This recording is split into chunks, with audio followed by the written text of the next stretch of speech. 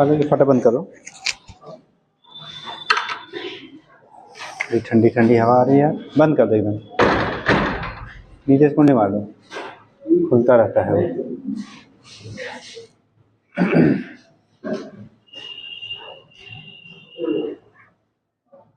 लोग बाहर गए हैं बेटा।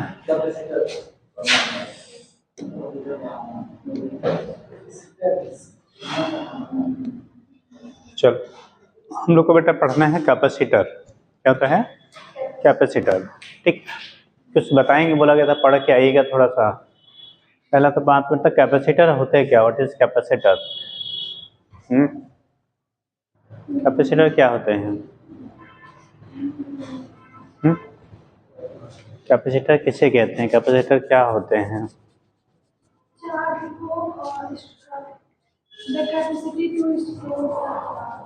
Is called capacitance. कैपेसिटर क्या होता है? जब आपने कैपेसिटेंस बता दिया, उसका कैपेसिटर क्या होगा? बताएंगे कैपेसिटर।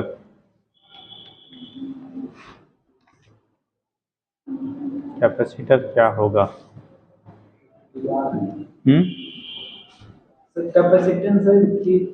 कैपेसिटेंस और कैपेसिटर दोनों अलग अलग। हाँ, कैपेसिटेंस है कि चालक आवेश ग्रहण करने की क्षमता, कोई भी इतना चार्ज इकट्ठा कर सकता है। और कैपेसिटर एक टाइप का जुगाड़ है, इसमें साइज और एरिया अगर बदले हुए उस पर हमें जितनी रिक्वायरमेंट है चार्ज कलेक्ट की जा सके, उसको कैपेसिटर कहेंगे। कैपेसिटेंस क्षमता है और कैपेसिटर जुगाड़ है, मशीन डिवाइस है। डिवाइस। देखो होता है बेटा, जब कैपेसिटर कहते हैं तो बोला जाता है it is an electronic device which is used for storing charge. Charge को स्टोर करने के लिए एक जो इलेक्ट्रॉनिक डिवाइस हम लोग यूज़ करते हैं उसी को कहा जाता है बेटा कैपेसिटर।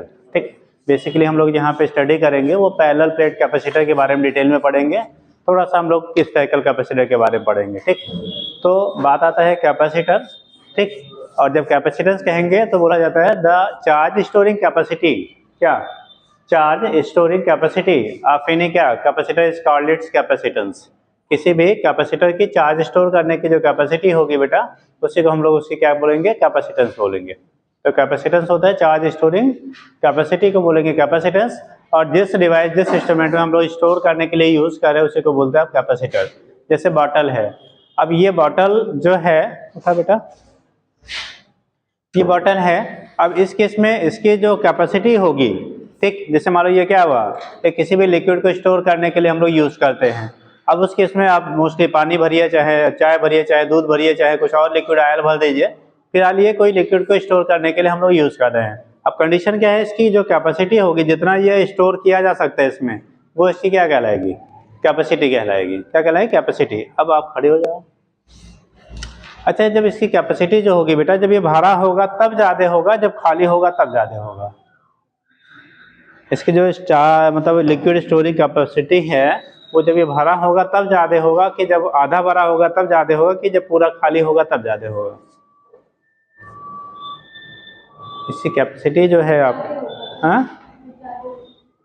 क्या ज्यादा होगा? हमने पूछा कि अगर ये बॉटल पूरा भरा गया है उस समय इसकी कैपेसिटी ज्यादा होगी, या जब पूरा खाली होगा तब ज्यादा होगा, या जब आधा भरा होगा तब ज्यादा होगा? तो उसकी कैपेसिटी ज्यादा होगी। खाली होगा तो नहीं होगी, कम होगी। आप सहमत हैं इनकी बातों से? हाँ, यस जी। कुछ बोला गया, सुनी? क्या होगा? जब भरा होगा तो कैपेसिटी ज्यादा होगी। आप, ठंडी आज बहुत है ना, चल बता बेटा। हाँ, बता बता बता। जब भरा होगा, इन देवियों का आंसर है कि जब ये भरा होगा तब इसकी कैपेसिटी ज्यादा होगी। चलिए, आप कुछ हाथ उठा रहे हैं। जब भरा होगा तो कम होगा कैपेसिटी। अच्छा अच्छा, अच्छा, जब खाली होगा तो ज्यादा होगा। जैसे मान लो कैपेसिटर है, मान लो वो मैक्सिमम 50 का क्या कूलम चार्ज बैठी बेटा स्टोर कर सकता है। उससे क्या मतलब मैक्सिमम कितना 50 कूलम चार्ज उसको हम लोग प्रोवाइड कर सकते हैं। तो जब वो कम्प्लीटली चार्ज होगा तब उसकी कैपेसिटी ज़्यादा होगी, कि जब आपका अनचार्ज फॉर्म में है तब कैपेसिटी ज़्यादा होगी, जब पार्शियली चार्ज होगा तब उसकी कैपेसिटी ज़्यादा होगी।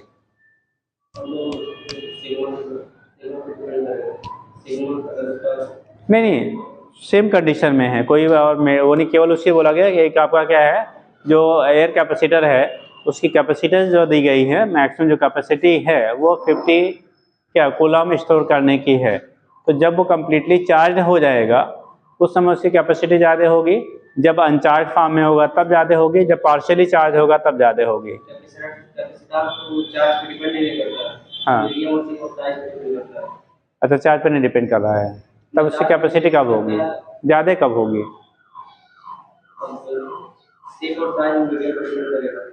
नहीं, वो वही है, उसको तो डिजाइन कर दिया गया, उसमें कोई मॉडिफिकेशन नहीं कर रहे हैं। जैसे मान लो कैपेसिटर कोई लिया हमने, मान लो पैरेलल, चाहे स्फेरिकल हो चाहे पैरेलल हो, मान लो पैरेलल प्लेट कैपेसिटर है, आपने डिजाइन कर दिया, इसमें कोई चेंजेस नहीं कर रहे हैं।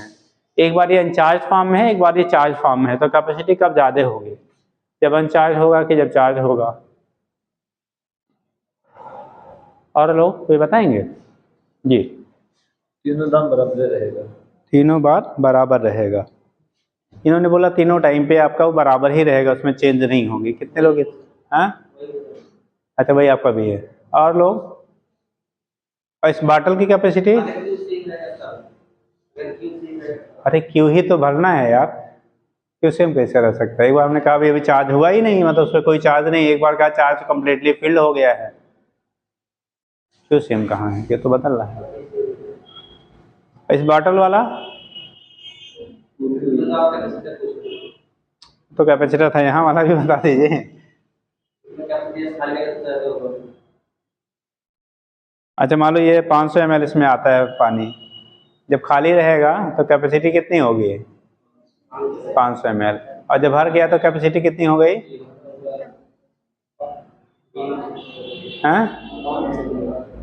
तब क्या ये जब भर गया, इसमें भर दिया पानी, तब कैपेसिटी कितनी हो गई?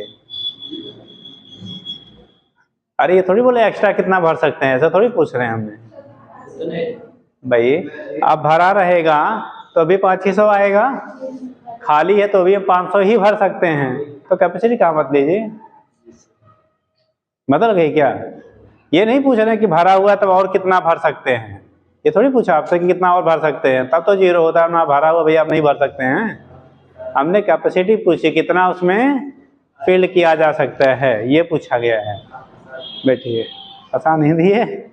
चलो देखो होता क्या है बेटा, तो जो कैपेसिटर होता है ना, अगर उसके बाकी फैक्टर्स को हम लोगों ने कांस्टेंट कर दिया, मतलब उसकी ना तो एरिया में आप चेंज कर रहे हो, ना उसके क्या हो गया, उसमें कोई डायलैक्ट्रिक इंट्रोड्यूस कर रहे हैं, ना उनके बीच का सेपरेशन चेंज कर रहे हैं, अगर पैरेलल प्लेट की बात करते हैं, तो कैपेसिटी जो होगी, आपका कैपेसिटेंस जो होता है वो चाहे कैसा हो, चार्ज हो या अनचार्ज हो, हर केस में आपका क्या रहेगा, कांस्टेंट रहेगा। ठीक, क्योंकि वो ऐसा नहीं कि जैसे मान लो 10 लीटर का कोई गैलन आपने लिया, तो कहा जाए कि आधा भरा है तो क्या कितना लीटर भरा जाए, कितना लीटर उसमें आ सकता है, तब भी वही आधा भरा है तो आधा हो भर सकते हो, आएगा 10 ही लीटर ना, ऐसा थोड़ी आधा भरा हुआ है तो क्या हुआ, अब 15 लीटर आ जाएगा। ठीक, तो कैपेसिटी जो होती है वो फिक्स रहेगी, वो चेंज नहीं हो रही है, वो केवल हमारे कैपेसिटर में चेंज होगा जब हम लोग उसके क्या, या तो साइज शेप को चेंज करें या तो उसमें डाइलेक्ट्रिक वगैरह इंट्रोड्यूस करें तब।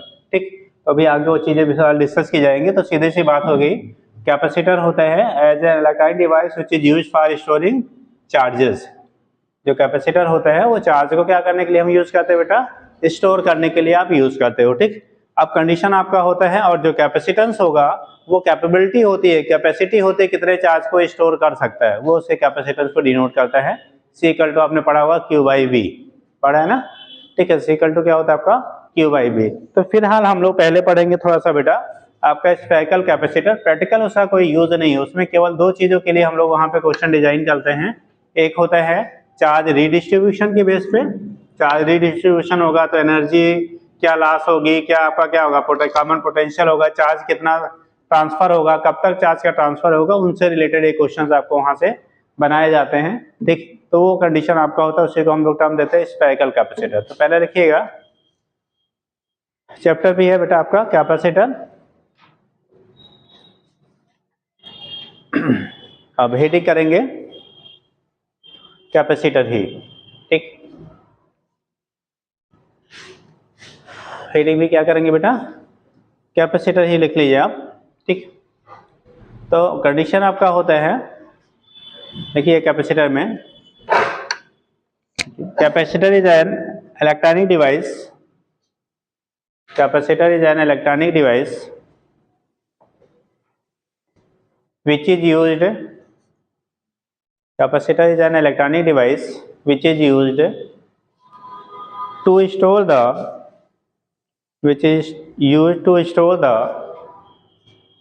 charge, which is used to store the charge। इसका जो यूज करते हैं बेटा हम लोग, क्या किसके लिए बेटा, चार्ज को स्टोर करने के लिए, which is used to store the charge, which is used to store the charge, charges को स्टोर करने के लिए हम लोग यूज करते हैं, उसी को कहा जाता है कैपेसिटर, ठीक। आगे नेक्स्ट लाइन से लिखिएगा, the charge storing capacity of capacitor, next line से लिखिए, the charge storing capacity of capacitor is called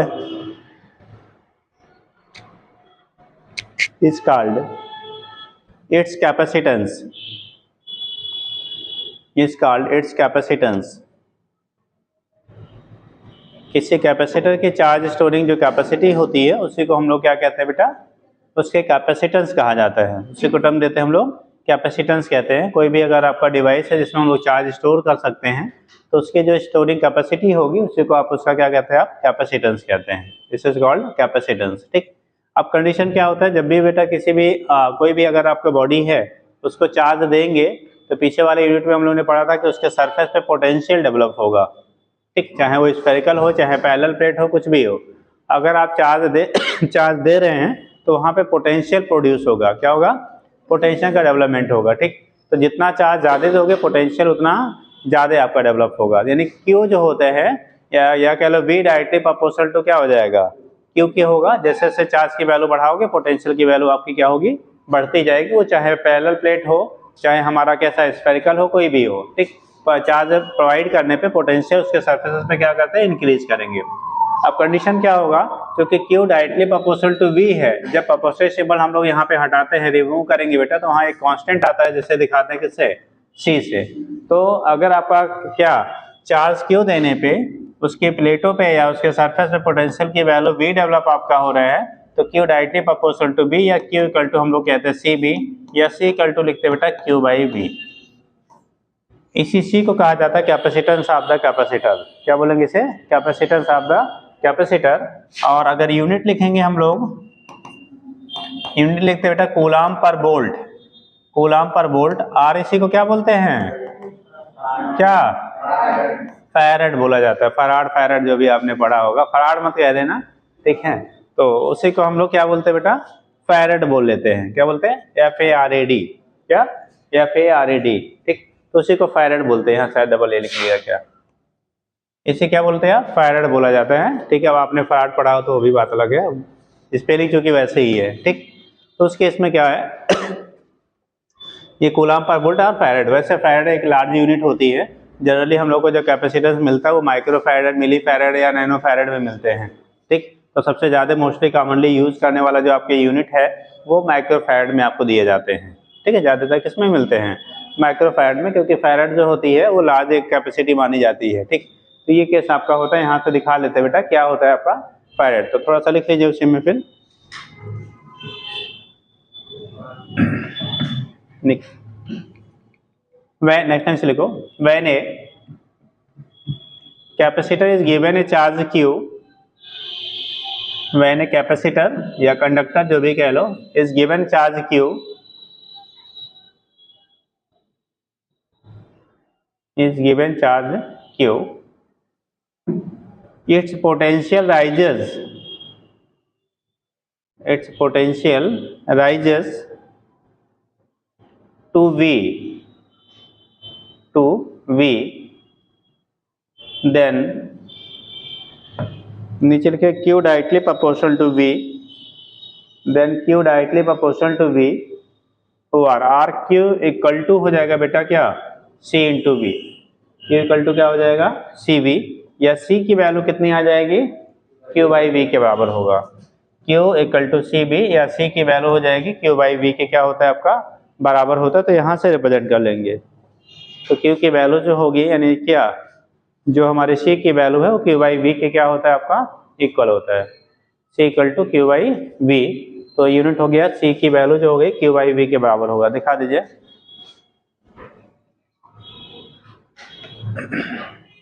हो गया।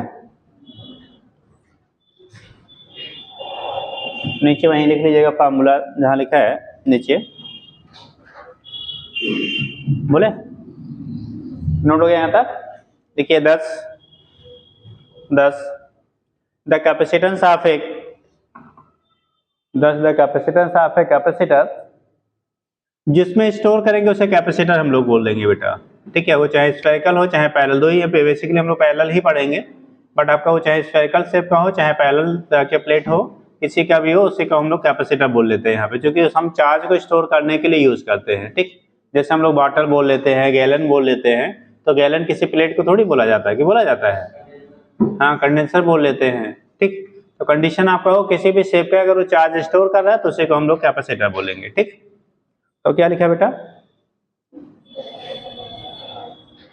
10 कुछ लिखा है 10 the capacitance of a capacitor, 10 the capacitance of a capacitor is defined as the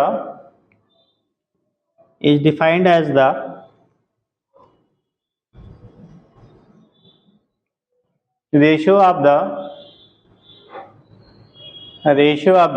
charge given to the capacitor to rise of potential of the capacitor,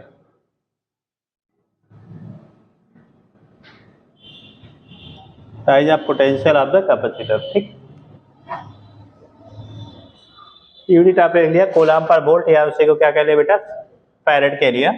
1 farad जो होगा बेटा 1 farad आपका 1 coulomb by क्या पर वोल्ट, 1 वोल्ट या 1 coulomb per volt के बराबर हो गया, ठीक। और इसी के जब स्मॉलर यूनिट हम लोग लेते हैं तो माइक्रो फैरेड, 1 माइक्रो फैरेड की वैल्यू 10⁻⁻⁶ क्या हो जाएगा फैरेड के बराबर हो जाएगा। और जब नैनो की बात करते हैं तो क्या आएगा, जब नैनो फैरेड की आप बात करोगे तो 1 नैनो फैरेड जो आपका होगा ये 10⁻⁹ क्या फैरेड के आपका बराबर हो जाता है। तो नैनो फैरेड हो गया 10⁻⁹ और माइक्रो फैरेड हुआ 10⁻⁶। मिली फैरेड का हो गया तो उसके इसमें 10⁻³ हो जाएगा। अगर आपने पीको कहा तो कितना होता है 10⁻⁴ पीको फैरेड, वैल्यू होगा 10⁻⁻ बेटा 12 फैरेड के बराबर होगा। वैसे सबसे ज्यादा यूज में आने वाला माइक्रो ही है बेटा, सबसे ज्यादा यूज में मिली भी लिख रहे हैं 1 मिली फैरेड जब लिखेंगे 10⁻³ क्या फैरेड कर लेंगे। ये मिली है, ये माइक्रो है, ये नैनो है, ये पीको है, ठीक। अच्छा यहाँ एंगस्ट्रॉम फैरेड नहीं बोलते हैं, कि बोला कभी पढ़ा 1 एंगस्ट्रॉम फैरेड। एंगस्ट्रॉम यूजेस जो है मेनली हम लोग लेंथ वगैरह का टर्म में लेते हैं, वैल्यू आपका 10⁻⁻10 ही होगा, बट वहाँ यहाँ पे उसका यूज नहीं करते हैं, ठीक। तो जो चाहे पीको कर लेते हैं चाहे माइक्रो कर लेते हैं, या हमारा क्या हो गया ठीक है मिली हो गया, तो ज़्यादातर यूज इन्हीं के टर्म्स के किए जाते हैं और सबसे ज़्यादा यूज जो होता है वो माइक्रो फैरेड का यूज किया जाता है, ठीक। यूनिट तो आपने लिख लिया बेटा। इसकी क्या डायमेंशन क्या होगा जी, डायमेंशन सी का क्या होगा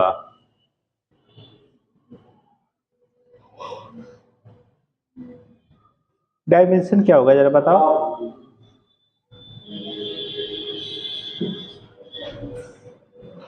रट के नहीं निकाल के बताइएगा, जुगाड़ आपको बताया गया है। अगर डायमेंशन हमें फाइंड करना हो तो कैसे हम लोग निकाल सकते हैं। m की पावर -1 l की पावर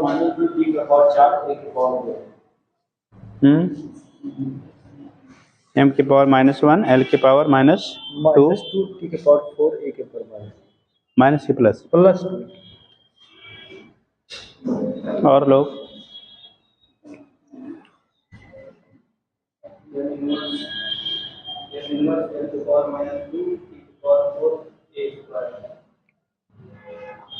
कितने लोगों ने ऐसा निकाला?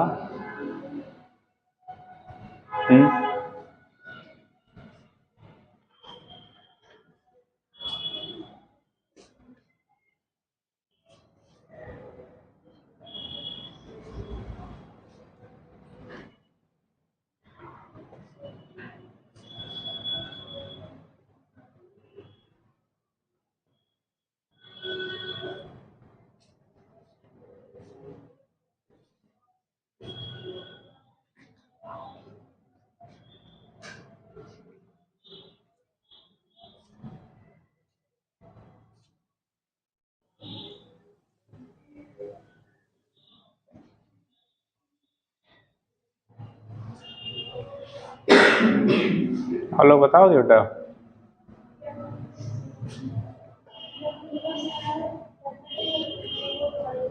हाँ जी, एम इनवर्स +2 -2 है, +2, टी पे +4, ए पे +2 है ना। चलिए देखते हैं बेटा। यार आप लोगों को सिंपल सा तरीका भी बोला गया कैसे निकालते हैं। C = Q/V है, C का चाहिए हमें, तो C की वैल्यू Q/V है ना, और V बराबर होता W/Q पढ़ा था ना, और V का Q कहाँ चला जाएगा ऊपर, Q² होगा। Q बराबर IT होता है, सबको पढ़ा है, तो इसको I² × T² लिख सकते हो, अपान कितना W। अब डायमेंशन रख दो, I को लिखते हैं A से बेटा, तो A², T को T² हो गया, W का आपने सबने पढ़ा है mL² T⁻², यही पढ़ा है ना। ये फैक्टर नीचे वाला जब ऊपर जाता है तो साइन क्या होता है, रिवर्स हो जाएगा, यानी पॉजिटिव वाला नेगेटिव, नेगेटिव वाला पॉजिटिव। तो m⁻1 L के पावर -2। देखो T नीचे -2 है और ऑलरेडी ये ऊपर जाएगा तो प्लस हो जाएगा, और पहले से +2 है तो T के पावर 2 + 2 कितना 4, और A के पावर ऑलरेडी पहले से 2 है, नीचे कोई ये तो है ही नहीं है। तो डायमेंशन कितना आ गया बेटा, डायमेंशन जो होगा डायमेंशन ऑफ C कितना आ गया, m के पावर -1 L के पावर -2 T के पावर 4 A के पावर 2। तो रटा रहे तो ठीक है, लर्न है आपको तो ठीक है, नहीं है तो आपको निकाल लिया करिए, गलत नहीं करिए, क्योंकि वो भी 4 ही नंबर देगा कि आधा नंबर देगा जी, आएगा तो पूरा ही देगा, ठीक है, नहीं तो एक तो लेके जाएगा। हाँ, तो इसलिए तुक्का नहीं मारिएगा। अगर ऑलरेडी आप कंफर्म है कि हाँ यही है तो सब डायरेक्ट आप रख दीजिए, नहीं है तो उसको आपको तरीके बता दिए गए हैं, उस पर रख लिया करिए, निकल जाएगा। ठीक, तो ये तो कंडीशन हो गया बेटा हमारा किसका, कैपेसिटर का बेसिक क्या होता है। ठीक, अब हम लोग बात करेंगे बेटा स्फेरिकल कैपेसिटर। कोई अगर आइसोलेटेड कोई कैपेसिटर है स्फेरिकल शेप का, तो उस केस में उसकी कैपेसिटी कैसे हम लोग फाइंड आउट करेंगे, क्या उसके लिए रिलेशन होगा। तो लिखिएगा, capacitors of an isolated spherical capacitor. वैसे हम उसे कंडक्टर बोलेंगे, यहाँ कैपेसिटर ना बोलिए, ठीक है, क्योंकि कैपेसिटर की बेटा होता है यूज तो हम कर लेते हैं, लेकिन उसकी प्रॉपर्टी होती है two equal and opposite charge प्लेटें होनी चाहिए, तब कहा जाता है कैपेसिटर। इसलिए आप कंडक्टर कहो, बेटर आपका होगा, कैपेसिटर नहीं कहो। ठीक, तो लिख लीजिएगा, capacitors of an isolated spherical conductor, capacitors of an isolated spherical conductor, capacitance of an isolated spherical conductor।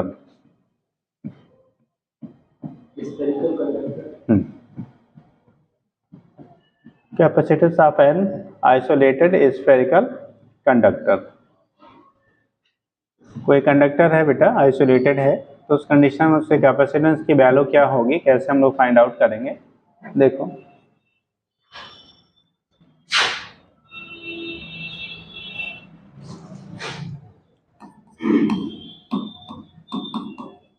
Capacitance of isolated, isolated मतलब दूसरे से कोई रिलेटेड ना है बेटा, ठीक है, दूसरे से कोई उसकी लिंकिंग नहीं है। आइसोलेटेड स्फेरिकल कंडक्टर, ठीक। तो यहाँ पे क्या है बेटा, अगर कोई भी स्फेरिकल कंडक्टर है या कैपेसिटर, वैसे यहाँ टर्म बहुत बेटर नहीं होता है, बोल लेते हैं फिर भी हम लोग, ठीक। तो ये केस आपका हो गया। अगर इसके रेडियस आपकी r है, कितना बेटा, रेडियस r है, हम लोगों ने चार्ज इसको क्यों दिया बेटा, चार्ज कितना दे रहे हैं, क्यों दे रहे हैं। अगर इसको क्यू चार्ज प्रोवाइड किया गया तो इसकी जो कैपेसिटेंस आपका होगा C equal to Q by V होता है। C इक्वल टू क्या लिखते हैं हम लोग, क्यू बाई वी। तो अगर चार्ज क्यों दिया, रेडियस r है, तो potential at the surface of क्या, स्फीयर क्या होगा, पोटेंशियल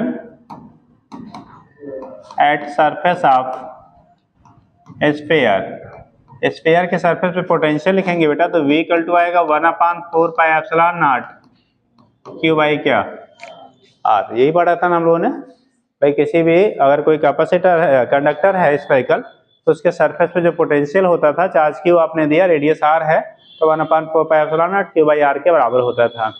हम लोगों ने पढ़ा सिंस C इक्वल टू कितना होता है, सिंस C इक्वल टू आपने अभी पढ़ा क्यू बाई वी होता है, तो यहाँ पे अगर रखोगे क्यू अपान वी की value 1/4 pi epsilon naught Q by कितना आर। देखो बेटा ये क्यू क्यू क्या हो गया, कैंसिल, ये पूरा फैक्टर कहाँ चला जाएगा, ऊपर, तो C की वैल्यू हो जाएगी 4 pi epsilon naught into R के बराबर। और सबको पता है 1/4 पाई एप्सिलॉन नॉट की वैल्यू 9 इंटू 10⁹ था, इसका मतलब 4 पाई एप्सिलॉन नॉट की वैल्यू 1/9 इंटू 10⁻, क्या होगा, 9 हो जाएगा ना। तो यहाँ पे लिख सकते हैं आपका C इक्वल टू आएगा R/9 इंटू 10⁹। इसी को जब ऊपर शिफ्ट करते हैं बेटा तो 1 पॉइंट क्या आएगा, अरे भाई 9 1 जा 9, बचा हमारा 1, फिर आपका 10 हुआ, फिर 1.11 इंटू 10⁻, ये पॉइंट में जा रहा है तो ऊपर जाएगा तो 10⁻ कितना हो जाएगा, अरे भाई हमने पॉइंट लगाया होगा ना, 0.11 आएगा इंटू 10⁻⁻⁹, तो हमने 1.1 किया तो वैल्यू आ गया 10⁻10 इंटू आर के बराबर हो गया। ठीक, यानी कि जो कैपेसिटेंस होता है स्फेरिकल कैपेसिटर का 1.11 into 10⁻⁻10 times of radius of the क्या स्फेयर, जो स्फेयर आपका होगा उसके रेडियस का 1.11 इंटू 10⁻10 टाइम्स होता है। अब देखो पावर किस में है, नेगेटिव में है बेटा। नेगेटिव में होने का मतलब जो कैपेसिटी होगी इसकी वो वेरी स्मॉल होगी। ठीक, जो कैपेसिटी होगी, बोला जाता है if earth is treated as a spherical capacitor, अगर अर्थ को ही, पृथ्वी को ही मान लिया जाए एज ए स्फेरिकल कैपेसिटर, तो उसकी कैपेसिटेंस जो होती है ओनली 711 माइक्रोफैरड के बराबर आता है। यहीं पे लेते हैं, if earth is treated as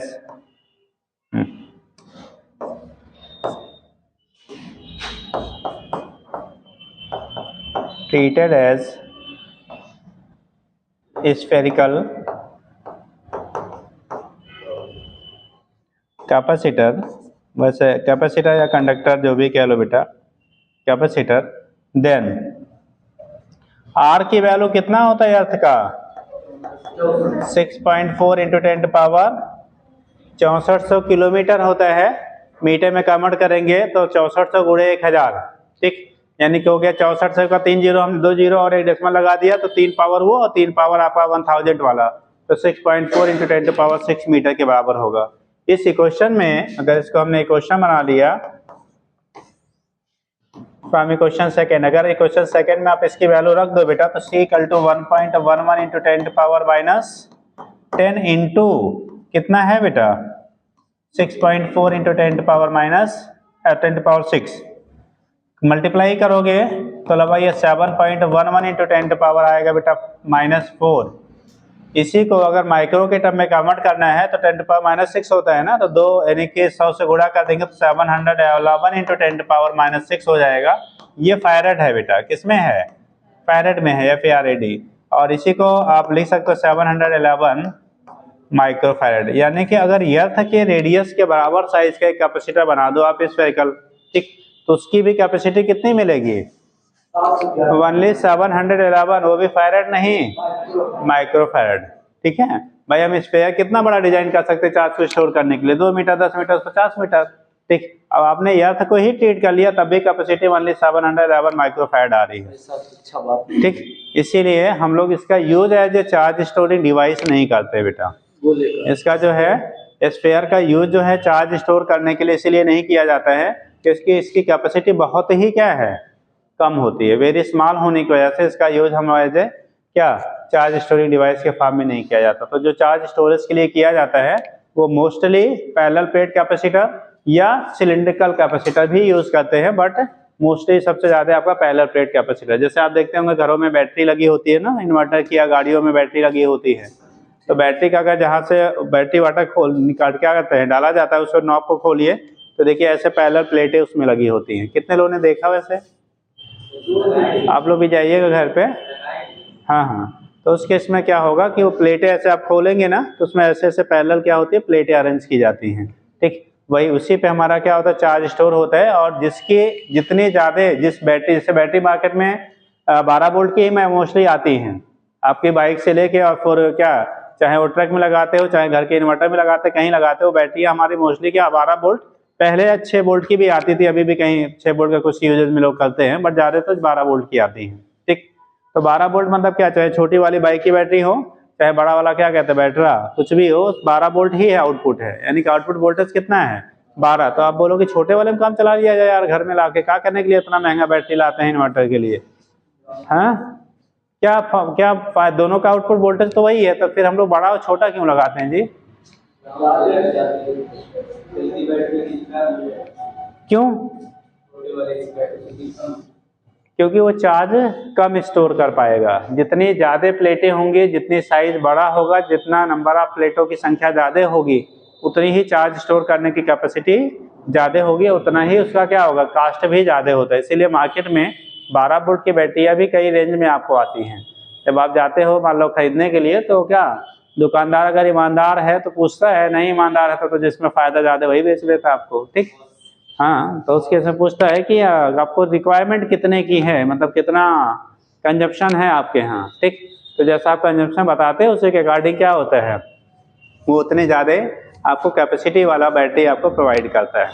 ठीक है, तो ये चीज़ आपकी होती है, इसी को हम लोग टर्म देते हैं बेटा स्पेरिकल कैपेसिटर कह लो या स्पेरिकल कंडक्टर कह लेते हैं।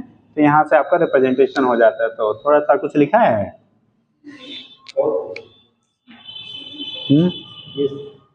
सब छाप डाला, बहुत बढ़िया, फोटो भी बना लिए। हाँ, तो कुछ ऐसे लिख लेंगे, समझ गए, इतनी जरूरत है, बाकी कुछ नहीं जरूरत है। हैं? आप नहीं लिखे तो लिखो, आप भी लिखो। अगर कहानी लिखना चाहो तो लिख लिए फिर क्या sphere of radius R given charge Q so that potential develop on its surface V equal to this end, फिर इतना लिख डालो।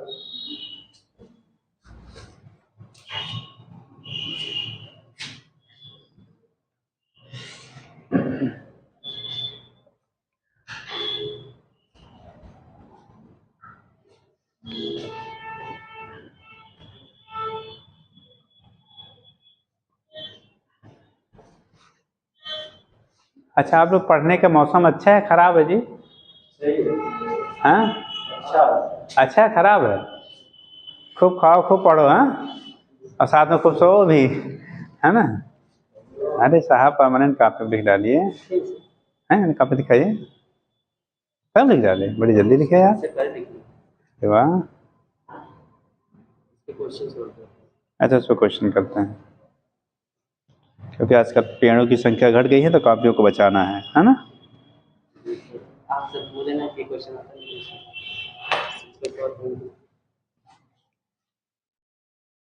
हो गया बेटा?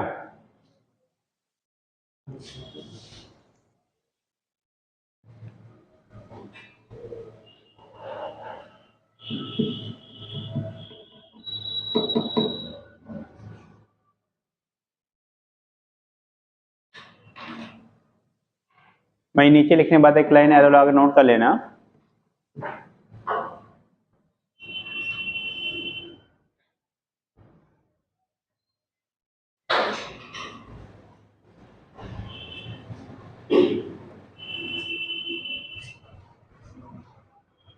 बन गया? लिखिएगा, नहीं हुआ बेटा? जल्दी करो जल्दी करो।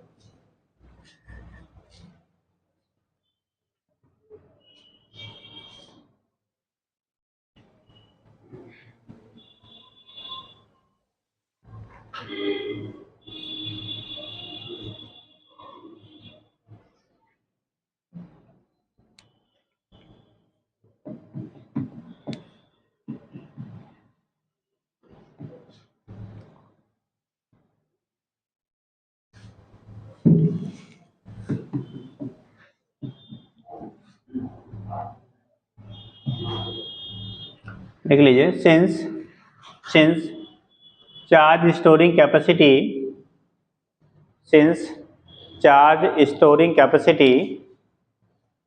of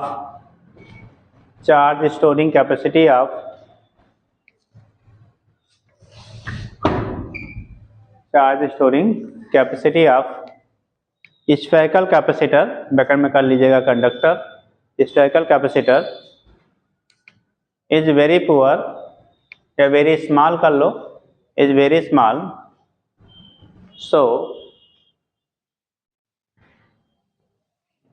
it has no practical application. इसका कोई प्रैक्टिकली हम लोग यूज नहीं करते बेटा।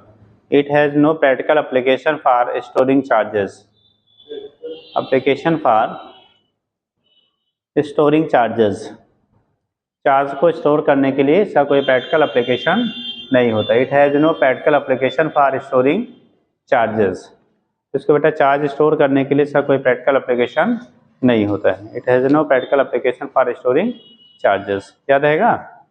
इसलिए इसका कोई प्रैक्टिकल एप्लीकेशन नहीं होता बेटा चार्ज को क्या करने के लिए, स्टोर करने के लिए। हो जाएगा, समझ गया। तो वो लोग पढ़ते काहे हैं, थोड़ा सा दूसरा क्वेश्चन यहाँ बनता है। जैसे दो चार्ज कंडक्टर हैं, अगर उन लोगों को हम लोगों ने कनेक्ट कर दिया, क्या कर दिया, कनेक्ट कर दिया, तो कनेक्शन के बाद कॉमन पोटेंशियल क्या होगा, कितना चार्ज किधर से किधर चार्ज का ट्रांसफर होगा, ठीक है। और चार्ज ट्रांसफर में एनर्जी लॉसेस क्या होंगे, एनर्जी लॉसेस क्या होंगे। फिलहाल एनर्जी आप सुन लीजिए, जो एनर्जी आपकी होती है किसी कैपेसिटर की, वो हाफ CV² के बराबर होता है। अभी आगे हम लोग डिस्कस करेंगे। जो एनर्जी कैपेसिटर का होता है वो हाफ CV² के बराबर होता है। C कैपेसिटेंस हो गया, B पोटेंशियल बेटा, ठीक। तो जो एनर्जी आपका होगा हाफ CV² के बराबर, charge Q equal to CV आपने पीछे ही आपने पढ़ा, Q इक्वल टू क्या होता है CB, C equal to Q/V करेंगे, V इक्वल टू 1/4 Q/R कर लेंगे, ठीक। तो कंडीशन क्या होता है, अगर दो कैपेसिटर हैं यानी स्फेरिकल कैपेसिटर हैं, ठीक है, उन्हें आप कनेक्ट कर देते हैं किसी कंडक्टिंग वायर से, दोनों के कैपेसिटेंसेस अलग अलग हैं। मान लो ये है, इसकी रेडियस जो है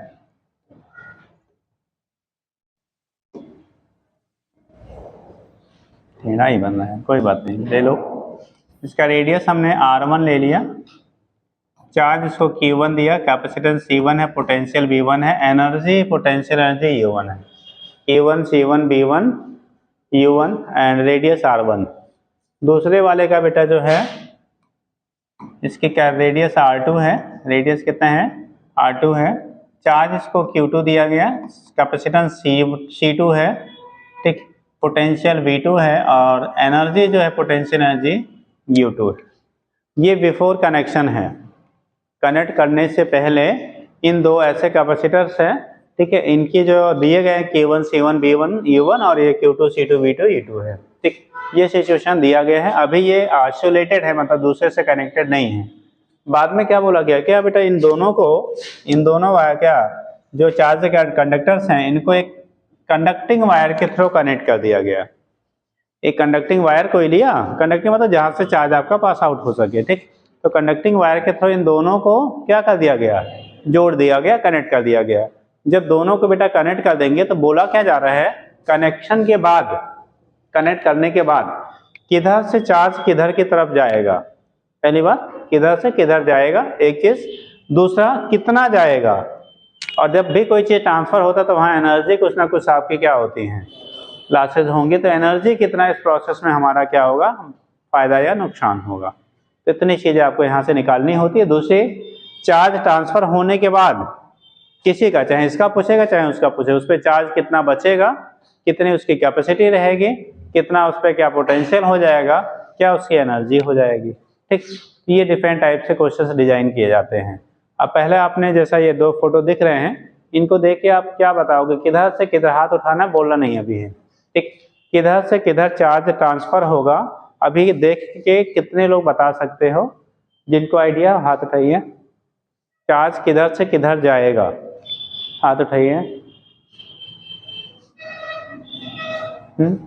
चार्ज किधर से किधर, मान लो इस वाले कैपेसिटर को, इधर वाले को हमने A ले लिया, this is A, this is B, A से B की तरफ जाएगा, B से A की तरफ जाएगा, या कुछ और कहानी बनेगी, क्या होगा, ये आपको बताना है। चार्ज ए से बी, बी से ए, या कुछ और सिचुएशन होगा, जाएगा ही नहीं, या अलग कुछ कंडीशन से राइज होगा। कितने लोग बताना चाह रहे हैं? एक लोग हाथ उठा रहे हैं खाली यार, बाकी आप लोग देवियों कुछ दर्शन वर्शन किताबों का करके आया करो यार। अरे सारी चीज़ किताब में नहीं मिल जाएगी, लेकिन बहुत सारी चीज़ें मिल जाएंगी। अगर आप देख के आओगे तो बहुत सारी चीज़ें हैं, ठीक। तो आप सब नहीं सीक्वेंस में मिलेगा, लेकिन बहुत सारी चीज़ें मिलेंगी। कम से कम उतना तो जानते रहेंगे तो बहुत कुछ रहेगा। हाँ, आप लोग 1 साल 2 साल पहले पढ़े हुए हो, उसी सहारे आ जाते हो। हम तो पढ़े हैं, है ना। 1-2 साल के पहले कोई मिला हो और पिता उसका नाम ही भूल जाएगा, या तो सब्जेक्ट कैसे याद रहेगा। हाँ, तो इसलिए पढ़ के आया करिए। हाँ, चलिए बताइए भैया, लोग तैयार नहीं हैं। चार्ज भी जाएगा जब तक दोनों बराबर ना हो जाए, पोटेंशियल भी जब तक ट्रांसफर होगा जब तक दोनों बराबर ना हो जाए। तो चार्ज किधर से किधर जाएगा ये पूछ रहे हैं? ए टू बी, ए से बी की तरफ जाएगा चार्ज, पक्का?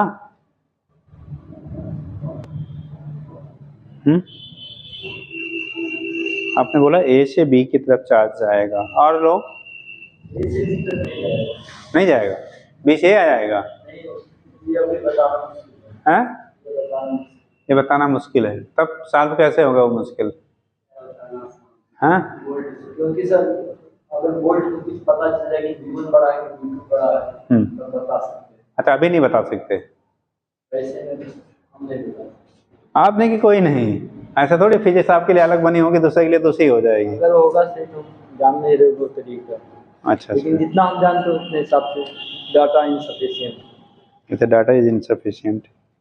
बैठिए, इन्होंने कई चीज़ बताया और फिर बाद में बोला कि डाटा इज इनसफिशिएंट। हाँ, चलिए, और कोई बेटा? इन्होंने कुछ बता कर उसके बाद डाटा को इनसफिशिएंट कर दिया। अब बताओ आप लोग, डाटा सफिशिएंट है कि अभी इनसफिशिएंट है? कि डाटा है ही नहीं है? बताएं कहा है?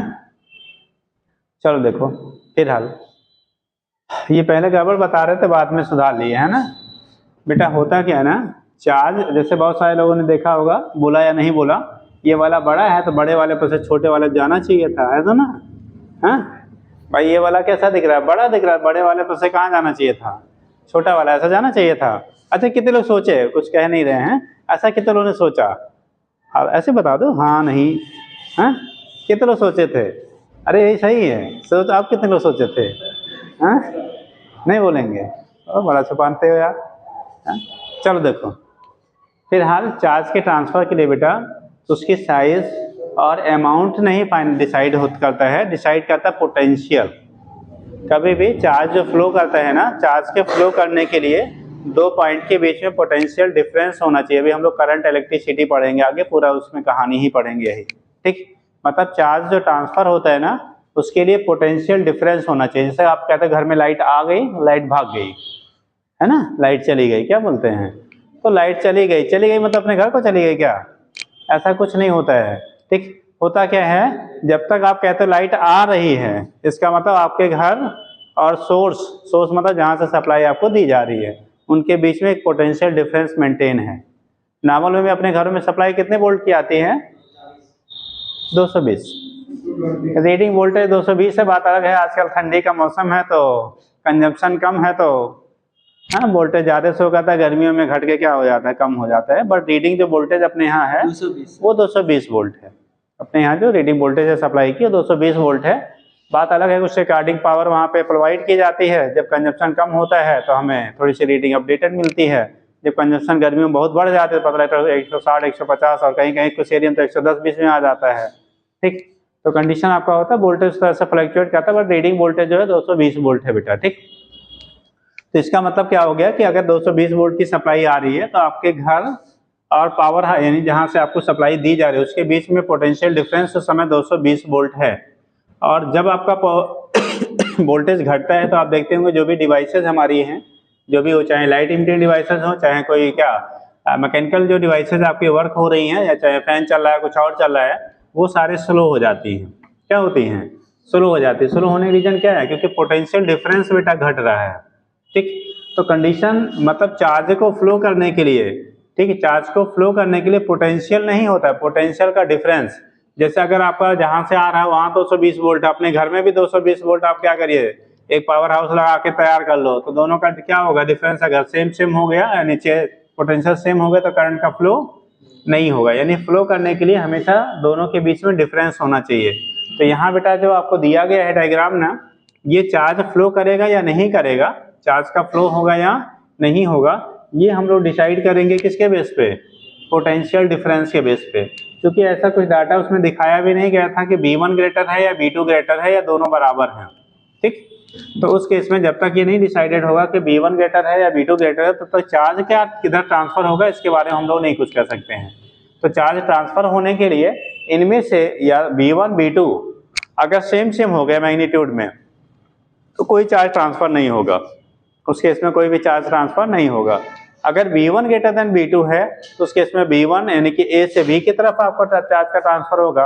अगर B2 ग्रेटर देन B1 हो जाएगा तो B से A की तरफ चार्ज का ट्रांसफर होगा, ठीक। हम लोग कंसीडर कर रहे हैं, मान लो बेटा B1 ग्रेटर देन क्या है B2 है, लेकिन दिमाग में याद रखना ऐसा नहीं ये बड़ा वाला दिख रहा है तो ये बड़ा है, ये छोटा वाला दिख रहा है ये छोटा है, ऐसा कुछ भी नहीं है, ठीक। तो उस केस में क्या है, अगर B1 ग्रेटर देन B2 है तो A से B की तरफ चार्ज का आपका क्या होगा, फ्लो होगा। चार्ज जो फ्लो करेगा वो A2 क्या करेगा आपका B की तरफ फ्लो करेगा, और वो तब तक फ्लो करता रहेगा जब तक दोनों के पोटेंशियल सेम ना हो जाए। मतलब दोनों के पोटेंशियल जब तक क्या ना हो जाए बेटा, सेम ना हो जाए, तब तक दोनों क्या करेंगे, चार्ज का आपका ट्रांसफर करते रहेंगे। जब पोटेंशियल दोनों का इक्वलाइज हो जाएगा, इक्वल हो जाएगा, तब चार्ज का ट्रांसफर होना बंद हो जाता है। अब जब ट्रांसफर बंद हो जाएगा तो उस केस में जब मान लो हमने यहाँ से लिया कि चार्ज A से B की तरफ अगर जा रहा है, कहाँ से, if B1 greater than B2 then charge flow कहाँ से, charge transfer from A to B, ठीक। टिल कब तक, टिल पोटेंशियल ऑन बोथ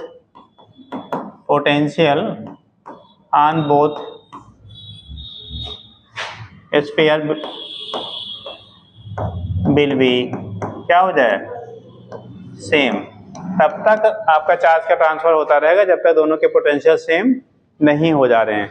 जब दोनों के पोटेंशियल सेम हो जाएंगे बेटा तो चार्ज का ट्रांसफर होना हमारा क्या करेगा, रुक जाएगा, चार्ज का ट्रांसफर होना रुक जाएगा, ठीक। अब देखो कंडीशन क्या हो रहा है, फिलहाल ये चीजें आगे पढ़ेंगे, लेकिन यहाँ एप्लीकेशन थोड़ा सुन लीजिए। अगर हम लोगों ने दोनों को कनेक्ट कर दिया इस तरह से बेटा, ठीक, आपने पढ़ा हुआ, सब लोगों ने पढ़ा हुआ, बड़ा इंटरेस्टिंग चैप्टर भी है, सब बड़े मजे से पढ़ते हैं। हाँ, कितने लोग को ये वाला नहीं, आपको क्या आया था, इंटरेस्ट आया था पढ़ने में जी?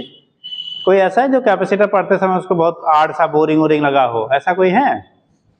अरे कुछ तो बोलो, हाँ हो यार, तो लोग तो एकदम क्या कहते हैं, गाँव का क्या कहते हैं गाँव में जी, गूंगे बन जाते हो।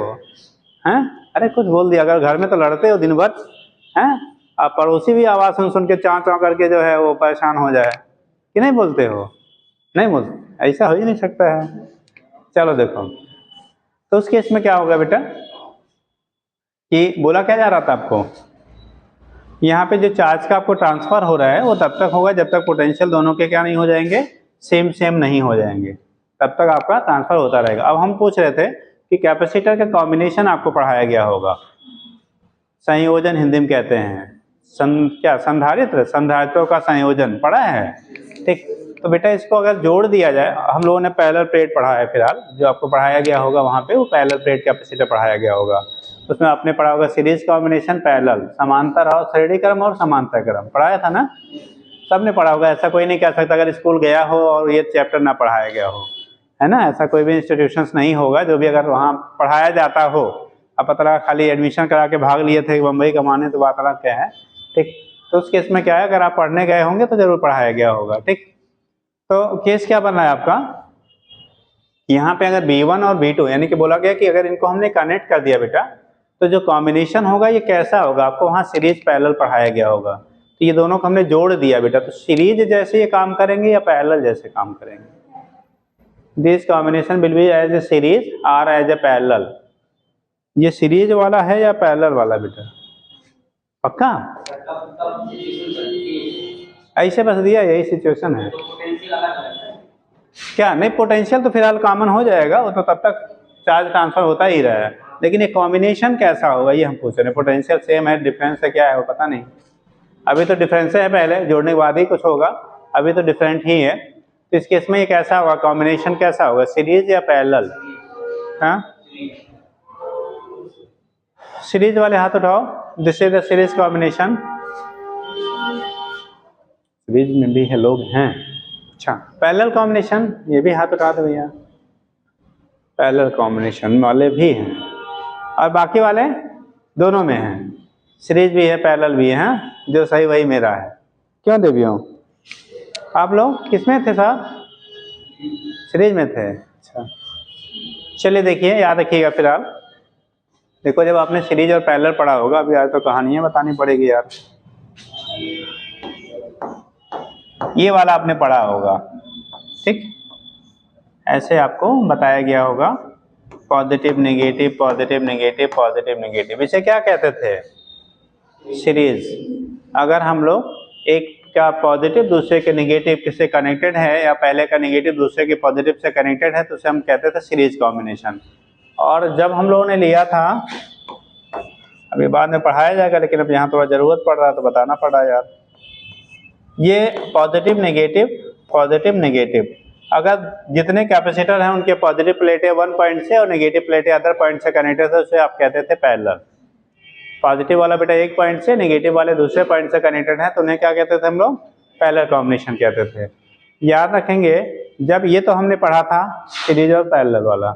जब स्फीयर की बात करते हैं ना, तो स्फीयर में दो टाइप के स्फीयरिकल कनेक्शन होता है, एक आउटसाइड और एक होता है कॉन्सेंट्रिक। अगर स्फीयर हो तब, जैसे अगर दो कॉन्सेंट्रिक स्फीयर हैं बेटा, मान लो ये है, ठीक? अब ये दोनों के सेंटर कॉमन है, इस टाइप का है। अब अगर इस केस में बाय द वे इनको हम लोग किसी तरीके से चार्ज प्रोवाइड कर दे दोनों को, ठीक?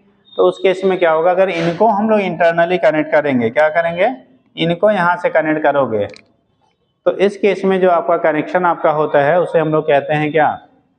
सीरीज। और जब बाहर से कनेक्ट करेंगे तो उससे पैरेलल। क्यों ऐसा होता है बेटा? चार्ज दोगे ना, तो चार्ज इसके सरफेस पे लाई करेगा। कहाँ लाई करेगा? सरफेस पे लाई कर रहा है, ठीक? और इसको भी आप चार्ज देंगे तो ये भी इसके सरफेस पे लाई करेगा। क्या करेगा? सरफेस पे लाई करेगा। जो भी अमाउंट चार्ज है वो बात अलग है, लेकिन चार्ज कहाँ पे लाई कर रहा है? उसके सरफेसेस पे। दोनों सरफेसेस कैसे हैं? सेम सेम नेचर के हैं, तो दोनों को जोड़ोगे तो कंडीशन कौन सेम सेम में कौन बनता है? पैरेलल वाला, ठीक? यहां देखो, इसको दिया चार्ज, मान लो पॉजिटिव है,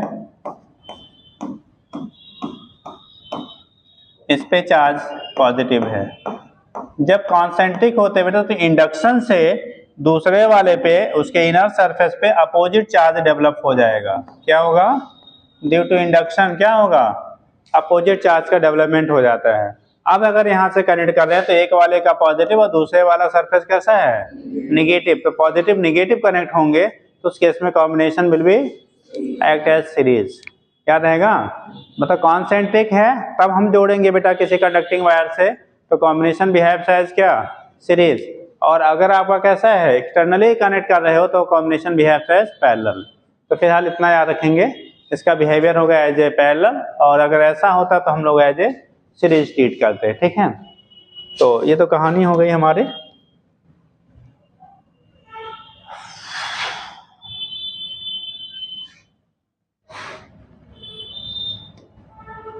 चलो देखो, ठीक। अब क्या होता है जब हम लोग कनेक्ट करेंगे बेटा ना, क्या करेंगे आप? कनेक्ट करेंगे तो बोला क्या जा रहा है कि कनेक्ट करने पे, क्या करने पे? कनेक्ट करने पे ये कैसा इनका कॉमन पोटेंशियल क्या आएगा, चार्ज का ट्रांसफर कितना होगा, वो सारी चीजें निकाली जाएंगी। तो लिख लीजिए, अगला पॉइंट बनाओ।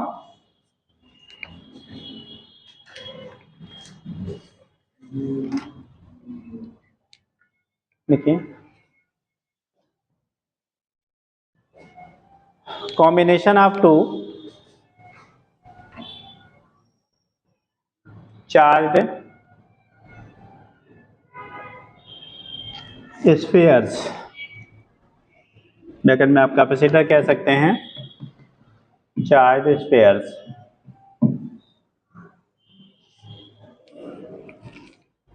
डायग्राम दिखा दो तो हम लिखें।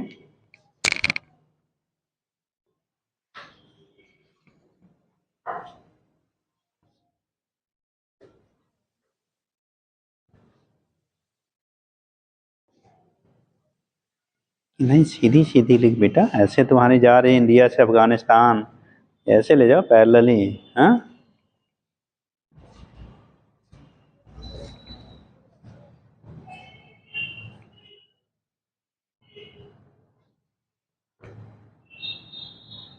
अटेंडेंस शीट किसके पास है बेटा?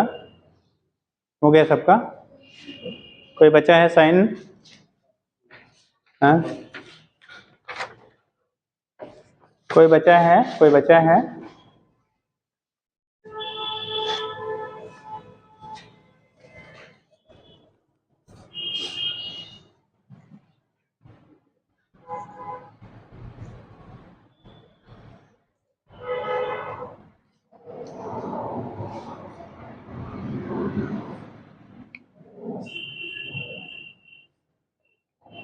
उस पॉइंट को भी लिख लीजिए।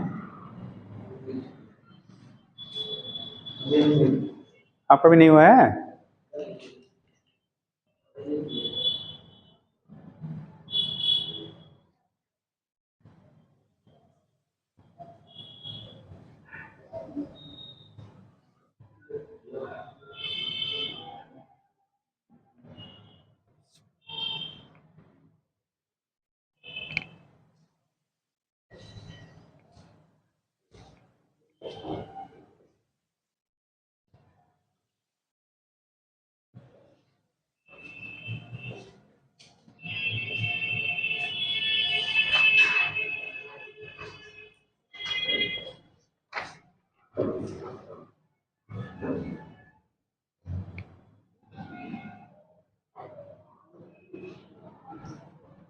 बन गया बेटा? चलो देखो, अब अगर हम लोग बात करें पहले वाले पे, ये नीचे वाला थोड़ा हम हटाएंगे, इसी नीचे लिख रहेंगे, ठीक है? ये स्टेटमेंट लिख लिया? इन्हीं नीचे दोनों पार्ट में हम लिख लेंगे। देखो, इस पे जो कार्ड वो होगा Q बराबर क्या होगा? C1 बराबर C1 B1 आएगा ना? इसकी जो पोटेंशियल एनर्जी होगी बेटा, U की जो वैल्यू होगी हाफ C1 B1 स्क्वायर होगा। हाफ क्या होगा? C1 B1 स्क्वायर होगा। इसका जो आपका है, ये बिफोर क्या है? ये बिफोर कनेक्टिंग है। ये कब का है? Before connecting, before connection. जब तक हमने जोड़ा नहीं है तब तक की कहानी है। इस पे Q2 की वैल्यू होगी C2 V2 और U2 की वैल्यू होगी half C2 into V2 square. ठीक, तो कंडीशन, और जो C की वैल्यू होती है, C की वैल्यू होती है आपने पढ़ा 4 पाई एप्सिलॉन नॉट इंटू कितना? R1। यहाँ C2 की वैल्यू होगी 4 pi epsilon naught into R2। ठीक, 4 pi epsilon naught into R2, 4 pi epsilon naught into R1 हो गया। ठीक, तो कंडीशन क्या हो रहा है यहाँ पे? 4 pi epsilon not R1, 4 pi epsilon naught into R2 हो गया। तो ये डिफरेंट हम लोगों ने लिख लिया। क्या कैसे होगा? कनेक्शन से पहले कैसे होगा? अब आफ्टर कनेक्शन जब हम लोग बात करेंगे, कनेक्ट करने के बाद, तो आफ्टर जब कनेक्शन आप लोगे बेटा ना, तो उस कंडीशन में क्या होगा? आपके क्या चीज ट्रांसफर हो रहे हैं? चार्ज ट्रांसफर हो रहा है। ठीक, तो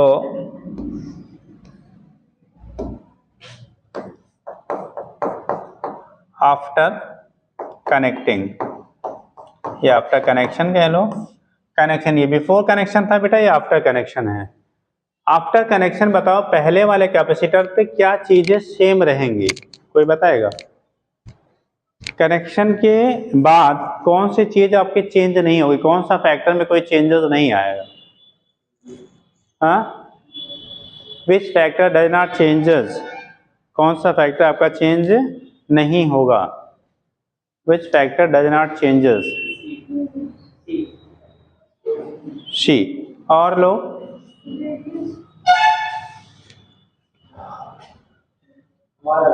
हाँ, चलिए देखिए, यहाँ पे जो वेरिएबल फैक्टर था कैपेसिटेंस बेटा, उसकी वैल्यू यहाँ पे चेंज नहीं होती, क्योंकि वो डिपेंड कर रहा है 4 pi epsilon naught into R. 4 pi epsilon naught constant factor है, रेडियस भी हमारी कांस्टेंट है, तो रेडियस तो चेंज होगा नहीं। तो यानी कि कह लो हमारा यहाँ पे सी की वैल्यू जो रहेगी वो सेम सेम रहेगा। सी की वैल्यू सेम सेम। हम लोगों ने कहा था, सपोज किया था, इफ V1 ग्रेटर देन, क्या लिया था? V2।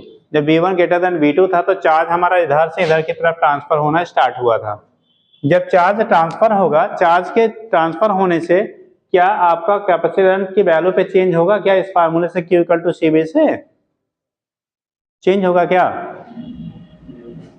भाई आपको जो कैपेसिटेंस है, ठीक है, जब चार्ज आपका घटेगा इस पे, जो चार्ज जिस रेशियो में घटेगा उसी रेशियो में उसका पोटेंशियल भी तो घट जाएगा, इसलिए C की वैल्यू कोई चेंजेस नहीं होती हैं। याद रखेंगे, चार्ज ट्रांसफर होने पे आपको कैपेसिटेंस की वैल्यू पे कोई चेंजेस नहीं होगी, C रिमेन्स कांस्टेंट रहेगा।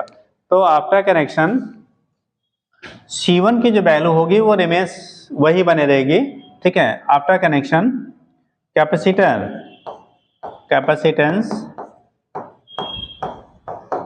Will be constant. क्या होगा? कांस्टेंट होगा। किसकी वैल्यू कांस्टेंट होगी? तो यहाँ पे जो C आपका हो गया, यानी C1 डैश की जो वैल्यू होगी बेटा वो C के बराबर रह जाएगा, यानी C1 के बराबर रहेगा, उसमें कोई चेंजेस नहीं होगा। C1 डैश C1 के क्या होगा? बराबर होगा। लेकिन जो हमारा क्या है, चार्ज है, चार्ज तो ट्रांसफर हो रहा है ना, चार्ज ट्रांसफर हो रहा है, तो जो चार्ज की वैल्यू होगी वो अगर यहाँ से इसकी पोटेंशियल ज्यादा था, इस पे चार्ज की वैल्यू Q1 डैश की वैल्यू क्या करेगी? घट जाएगी Q1 से। भाई यहाँ से इधर की तरफ चार्ज आ रहा है ना, तो इस पे जो चार्ज Q1 डैश बचेगा बेटा, Q1 डैश वो लेस देन क्या होगा? Q1 होगा। लेस देन क्या होगा? Q1 होगा। और जब लेस देन Q1 है, चार्ज घट रहा है, रेडियस वही है, तो पोटेंशियल V1 डैश की वैल्यू भी लेस देन क्या हो जाएगा? पोटेंशियल भी घटेगा। जो चार्ज लूज करेगा उसके सरफेस पे पोटेंशियल की वैल्यू क्या करेगी? डिक्रीज करेगी बेटा। तो V1 डैश लेस देन क्या हो जाएगा? V1। देखो C1 सेम मिला, Q1 की वैल्यू घटी, V1 की वैल्यू बढ़ी। अब C1 सेम है, V1 हमारा घट गया, तो इसका मतलब जो पोटेंशियल एनर्जी आपकी थी वो भी क्या करेगी? घटेगी। तो U1 डैश की जो वैल्यू होगी, यानी पोटेंशियल एनर्जी जो होगा बेटा वो लेस देन U1 हो जाएगा। इसका मतलब चार्ज के ट्रांसफर होने पे हमारा केवल कैपेसिटेंस की वैल्यू कैपेसिटर की सेम रह गई, बाकी पोटेंशियल चेंज हुआ, चार्ज की वैल्यू चेंज हो गई, पोटेंशियल एनर्जी की वैल्यू चेंज हो गई। ठीक, इतनी चीजें हमारी क्या हो गई? चेंज हो गई। अब यहाँ देखेंगे, इस वाले पोर्शन में जब देखोगे तो इसमें क्या होगा? C2 डैश की वैल्यू भी क्या रहेगी? भाई चार्ज लेना, अभी हमने इसीलिए पहले कहानी वानी सुनाया था यार, चार्ज लेने या देने से कैपेसिटेंस की वैल्यू कोई इफेक्ट नहीं होता, चार्ज उस पर हो या ना हो, उसकी जो कैपेसिटी रहेगी वो रिमेन्स क्या रहेगा? सेम रहेगा, उसमें कोई चेंजेस नहीं आएंगे। ठीक, तो ये C2 डैश की वैल्यू C2 के बराबर हो गया बेटा।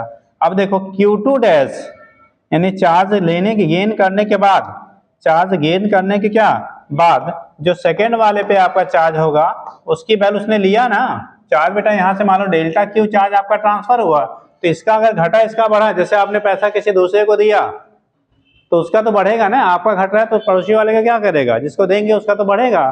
तो यहाँ पे इसने जब घटाया, इसने दिया इसको, तो इसकी वैल्यू क्या करेगी? सेकंड वाले पे चार्ज की जो वैल्यू होगी वो Q2 के रिस्पेक्ट में ज्यादा हो जाएगा।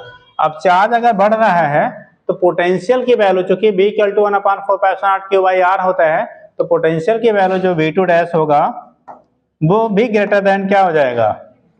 V2 हो जाएगा। V2 डैश की वैल्यू, यानी कि जिस पे पोटेंशियल कम था उस पे पोटेंशियल की वैल्यू बढ़ी, क्योंकि चार्ज उसने गेन किया, तो पोटेंशियल बढ़ गई। अब पोटेंशियल जब बढ़ गया बेटा, तो अब पोटेंशियल एनर्जी हाफ CV² आपने लिखा था, अब ये तो कांस्टेंट है, लेकिन ये वाला क्या हो गया?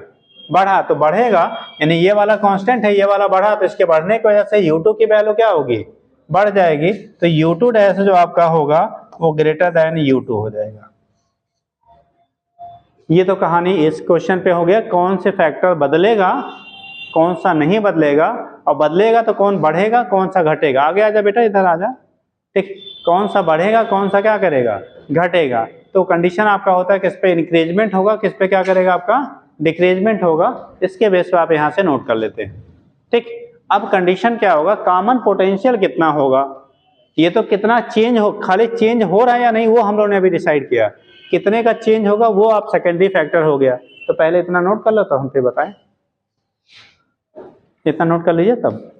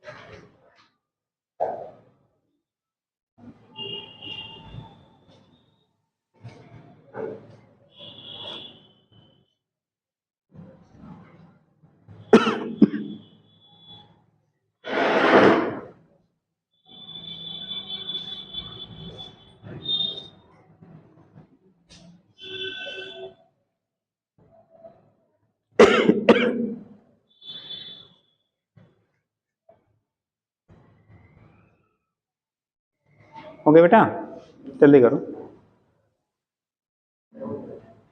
आप सुनना, कॉमन पोटेंशियल अगर हमें निकालना है, मतलब रीडिस्ट्रीब्यूशन के बाद, चार्ज रीडिस्ट्रीब्यूशन के बाद कॉमन पोटेंशियल कितना होगा, कितने लोग बता सकते हो? Common potential after redistribution of charge.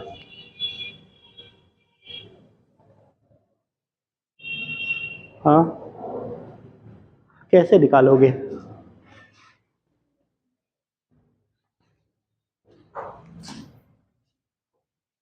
Common potential after redistribution of charge. Common इतना बड़ा दिख जाता है जी, थोड़ा छोटा हो जाता है यार, ये समझ जाते हो? हैं? नहीं समझ पाते हो? समझ जाते हैं? हैं? वो यार छोटा हो जाता है यार, तब लिखते कैसे जी?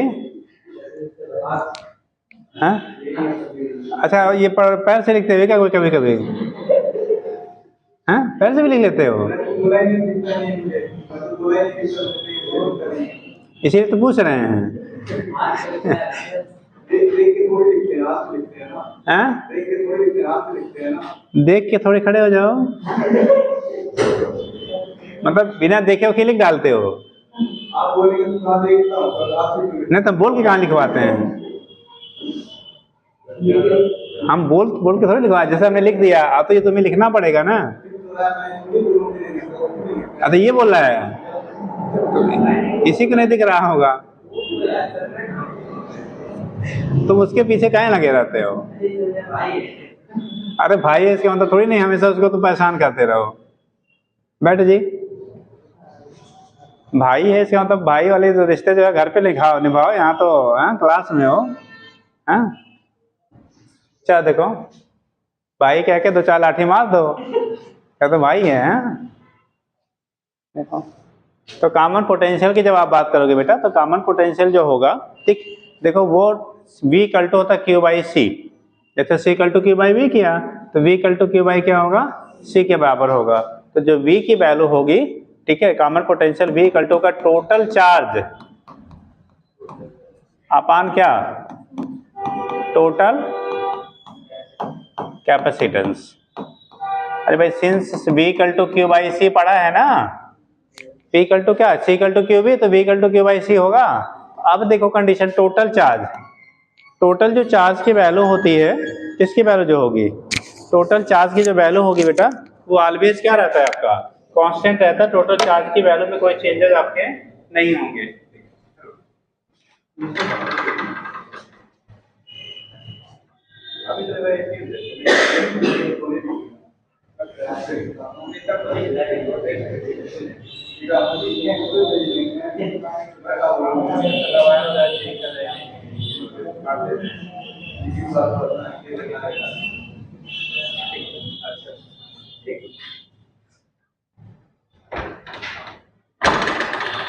चलो, तो उस केस में क्या होगा, तो हम लोग बात कर रहे हैं तो टोटल चार्ज की वैल्यू, तो चार्ज क्या रीडिस्ट्रीब्यूशन के बाद चार्ज की वैल्यू बदल जाएगी या वही रहेगी?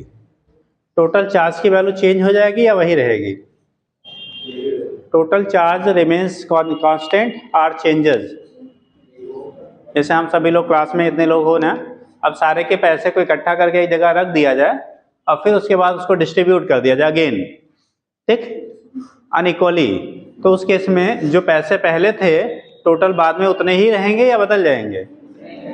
भाई वही पैसे कलेक्ट किए गए थे, फिर से रीडिस्ट्रीब्यूट कर दिया, किसी को ज़्यादा किसी को कम कर दिया। हाँ, किसी का हो सकता है घट गया हो, किसी का बढ़ गया हो, या जिसके पास जीरो हो उसको भी कुछ मिल गया हो, ऐसा होगा ना डिस्ट्रीब्यूशन जब होगा तब, है ना, कोई फायदे में होगा कोई क्या होगा नुकसान में, बट टोटल वैल्यू क्या रहेगी? Same same. तो टोटल चार्ज बेटा पहले कितना था? Q1 और Q2 था, तो टोटल चार्ज रिमेन्स क्या रहेगा? आफ्टर डिस्ट्रीब्यूशन भी Q1 प्लस Q2 के बराबर ही होगा। वो बात अलग है, किसी के पास Q1 से घट जाएगा, किसी के पास क्या करेगा, बढ़ जाएगा, लेकिन दोनों का जब सम करोगे तो उस कंडीशन में नेट वैल्यू क्या होगी? Q1 प्लस Q2 के बराबर हो जाएगा। तो टोटल चार्ज कैपेसिटेंस अभी हमने पहले कहानी सुनाई है भैया, किसमें जोड़ा गया है? सीरीज की पैरेलल। अब पैरेलल में C इक्वल टू कितना होता था?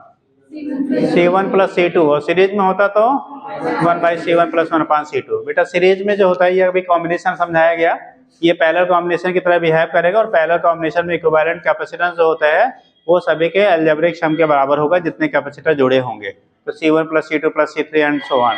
तो यहाँ पे जोड़ोगे जब इसमें अटैच कर रहे हो तो ये होगा C1 + C2। एक तो कॉमन तरीका, अगर आपको चार्ज दिया गया है और कैपेसिटेंस दिए गए, यहाँ से कॉमन पोटेंशियल आप निकाल सकते हो। बट अगर हमें इसको Q बराबर इसको कन्वर्ट करना हो चार्ज है उसके टर्म में, तो इसी को Q = C लिख सकते हैं। C1V1 प्लस कितना C2V2 अपान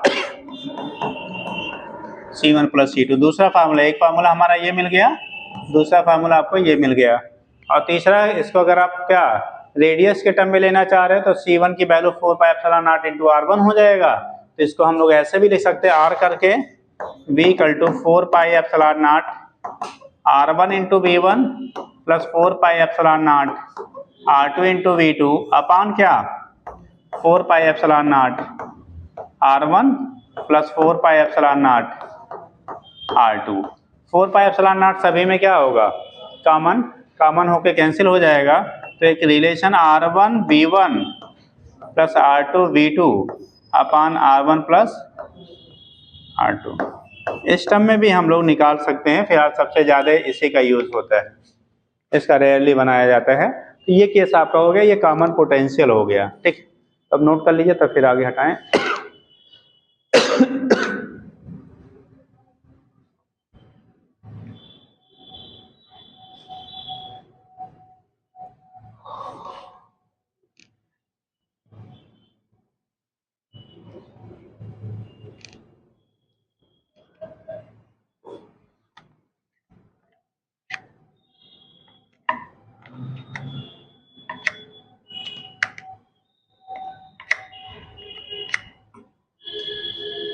हो गया।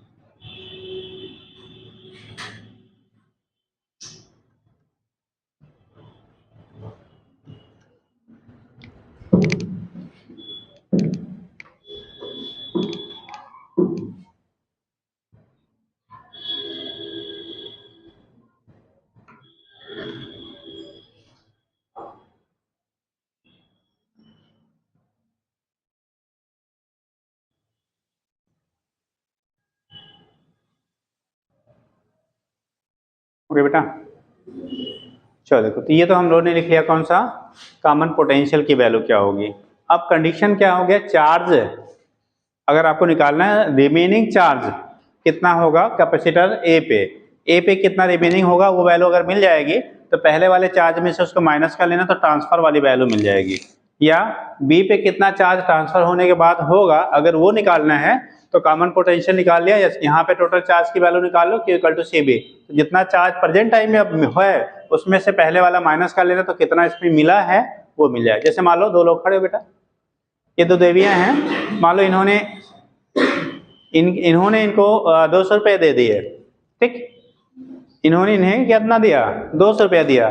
तो अगर इनका पूछा कितना बढ़ गया, भाई कुछ अगर इनके पास पहले से है तो वो प्लस 200 रुपया और इनका घट कितना गया, बचेगा कितना इनके पास, तो जितना था उसमें से 200 क्या कर दीजिए आप, माइनस कर दीजिए। तो सेम कंडीशन, अगर इसने चार्ज यहाँ पे कि डेल्टा क्यू दिया इसको, तो इसका मतलब डेल्टा क्यू उसका माइनस हुआ होगा, तो इतना ही डेल्टा क्यू उस पर क्या हुआ होगा, प्लस हुआ होगा। तो किसी एक का अगर निकल जाएगा तो हमें कितना ट्रांसफर हुआ वो वैल्यू क्या करेगा, मिल जाएगा। ठीक, तो उस केस में क्या होगा, ऐसे यहाँ से फाइंड आउट कर लेंगे बेटा। अब इसके बाद यहाँ लिखेंगे हम लोग। ठीक, तो चार्ज, ठीक, or capacitor A after redistribution. ठीक, चार्ज ऑन कैपेसिटर लिखो या कंडक्टर लिखो, कुछ भी लिखो, ऑन स्पेयर ए आफ्टर क्या रीडिस्ट्रीब्यूशन। रीडिस्ट्रीब्यूशन के बाद क्या चार्ज आपका होगा इस पे, वो वैल्यू हमें बेटा निकालना है।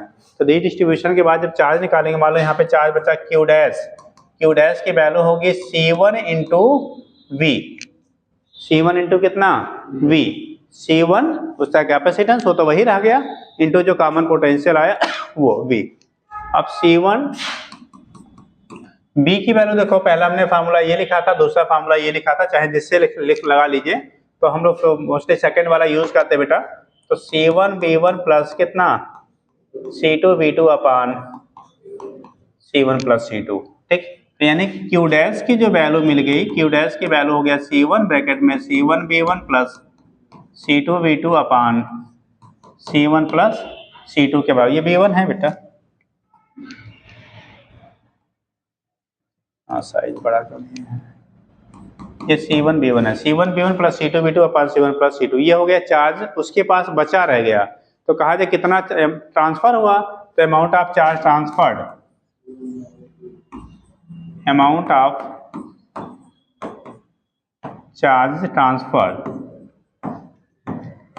ट्रांसफर कितना होगा भाई, हमारे पास था पहले Q1, अभी बचा क्या Q1 डैश ले लो, Q1 डैश, तो Q1 में से Q1 डैश माइनस कर दो, तो जितना चार्ज ट्रांसफर हुआ होगा वो आपको मिल जाएगा। तो Q1 था, तो ये हो जाएगा, यानी कि डेल्टा Q की जो वैल्यू होगी वो Q1 माइनस Q1 क्या हो गया डैश के बाद वाला हमने Q1 डैश लिया, बाद में जो बचा हुआ चार्ज था बेटा। तो Q1 की वैल्यू आएगी C1 into B1 minus C1 bracket में C1 B1 plus C2 B2 अपान कितना C1 प्लस C2। जरा एलसीएम लेना, थोड़ा लंबा बनेगा बेटा, जगह बनाना पड़ेगा यार।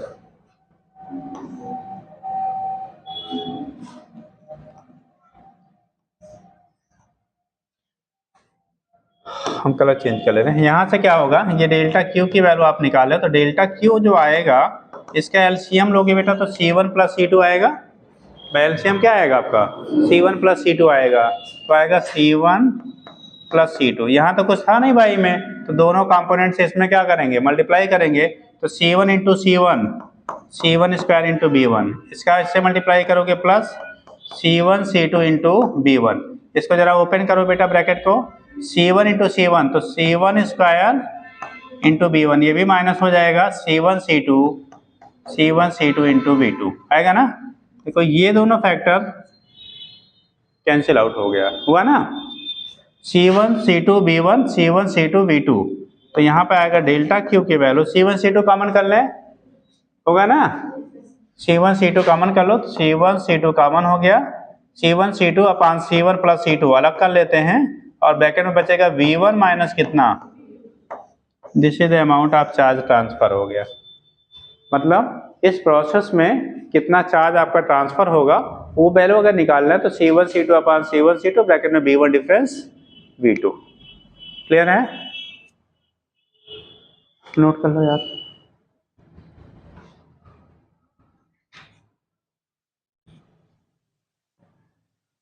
यहाँ तो नोट हो गया था, वहां से लिखिएगा।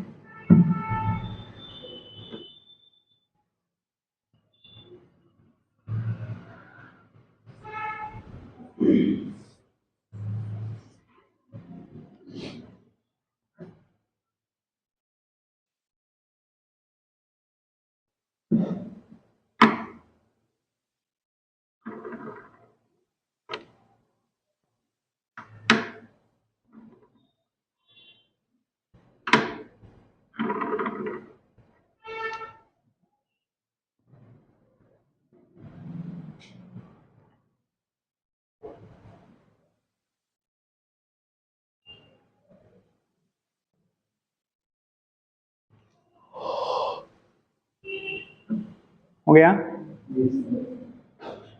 चलो देखो, ये तो हो गया बेटा कितना चार्ज का ट्रांसफर होगा वो निकाल लिया हम लोगों ने, कॉमन पोटेंशियल निकाल लिया। अब दूसरा होता है बेटा एनर्जी जो आपका होगा, energy loss during transfer of charge निकालने के लिए इनिशियल जो टोटल पोटेंशियल एनर्जी पूरे सिस्टम की थी और जो फाइनल पोटेंशियल एनर्जी है उन दोनों का आप डिफरेंस ले लो। इनिशियल पोटेंशियल एनर्जी होगा, इसका वाला U1 है और इसका वाला कितना है U2 है, तो पहले U1 प्लस U2 टोटल रहा होगा, बाद में U निकालने के लिए हम लोग करेंगे क्योंकि पोटेंशियल कॉमन हो गया, पोटेंशियल क्या हो गया कॉमन हो गया, तो total capacitance into common potential यानी कि half C1 plus C2 into V square रखेंगे, वहां से रख के तब क्या करेंगे आप इक्वेट करके निकालेंगे। तो एनर्जी लॉस, जनरली ट्रांसफर में लॉस ही होता है बेटा, ठीक, loss during redistribution of charge, redistribution of charge, charge redistribution में कितनी एनर्जी हमारी क्या होगी बेटा लॉस होगा, तो डेल्टा U की जो वैल्यू होगी ये U1 प्लस U2 या ऐसे कह लो U इनिशियल माइनस क्या U फाइनल, इतना ही लॉस, लॉस मतलब इनिशियल माइनस फाइनल को हम लोग लॉस कहते हैं बेटा, ठीक। तो कंडीशन होगा इनिशियल होगा U1 प्लस कितना U2 माइनस क्या U कॉमन जो आएगा, ठीक।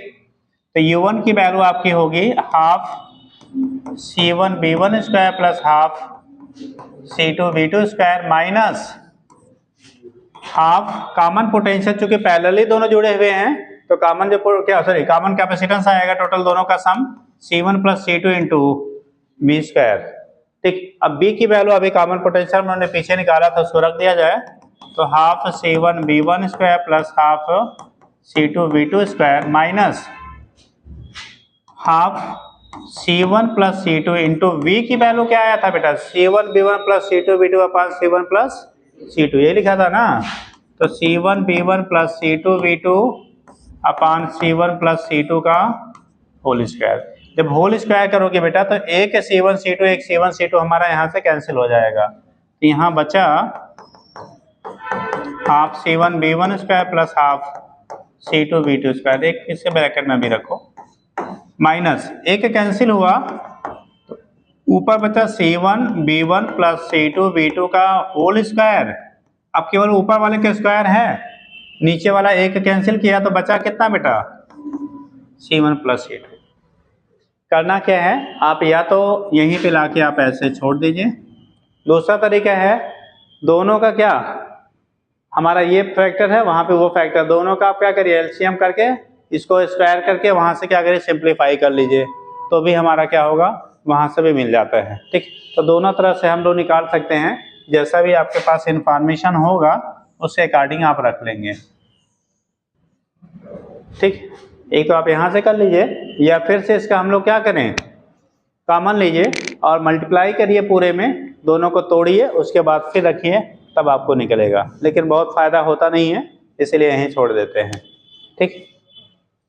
घर पे फुर्सत में क्या करिएगा आप सॉल्व कर डालिएगा पूरा, ठीक हो जाएगा। तो ये कंडीशन आपका होता है बेटा, कैसे हम लोग यहाँ से का कितना एनर्जी लॉस होगा उसकी वैल्यू कैसे फाइंड करना हो तो क्या करेंगे, और कितना कॉमन पोटेंशियल होगा, कितना हमारा क्या चार्ज का ट्रांसफर होगा, ठीक, वो चीजें डिटरमाइन कर लेते हैं।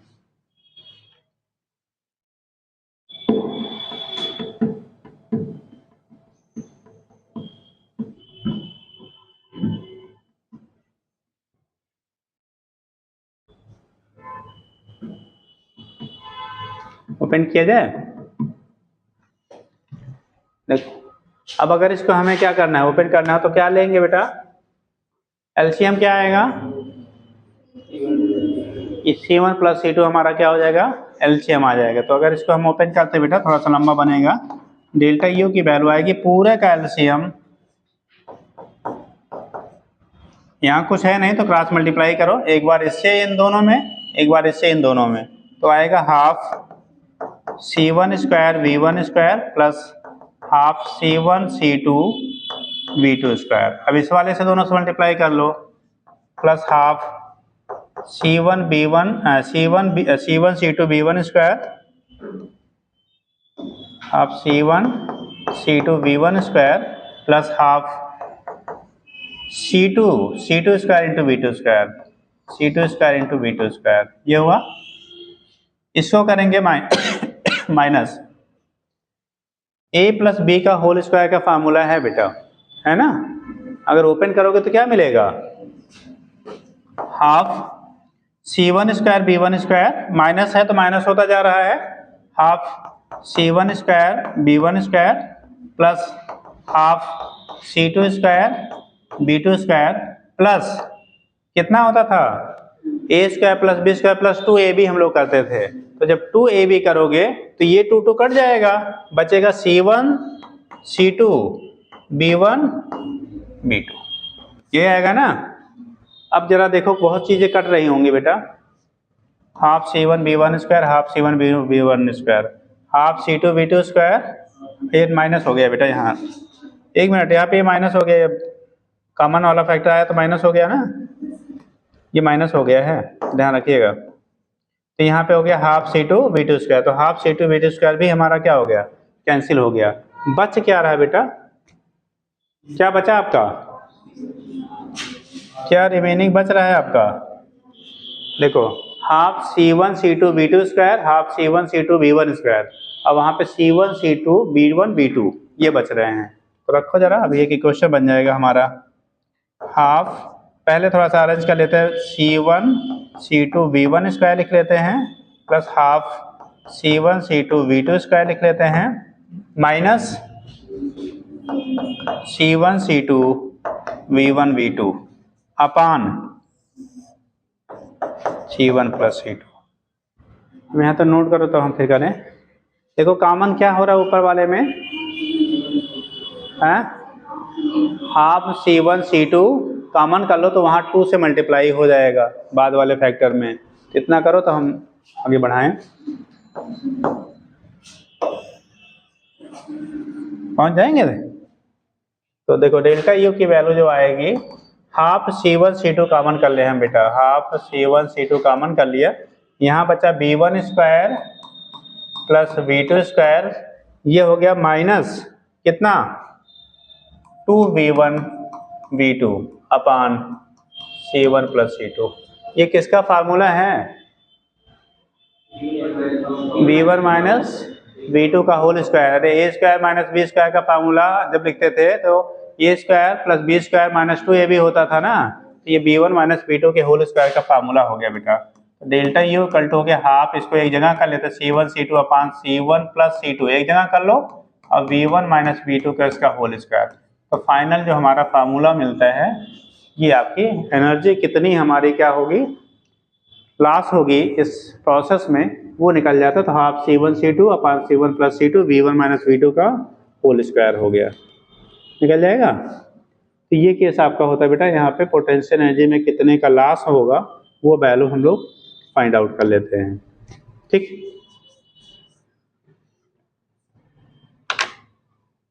क्लियर है बेटा, चलो तो ये केस आपके हो गए। यहाँ से हमारा आज स्पेक्ट्रल कैपेसिटर का कहानी खत्म हो गया है। अब क्वेश्चन थोड़ा बहुत कर लीजिएगा, कल जो है फिर पहले प्लेट कैपेसिटर वगैरह शुरू किया जाएगा, ठीक हो जाएगा।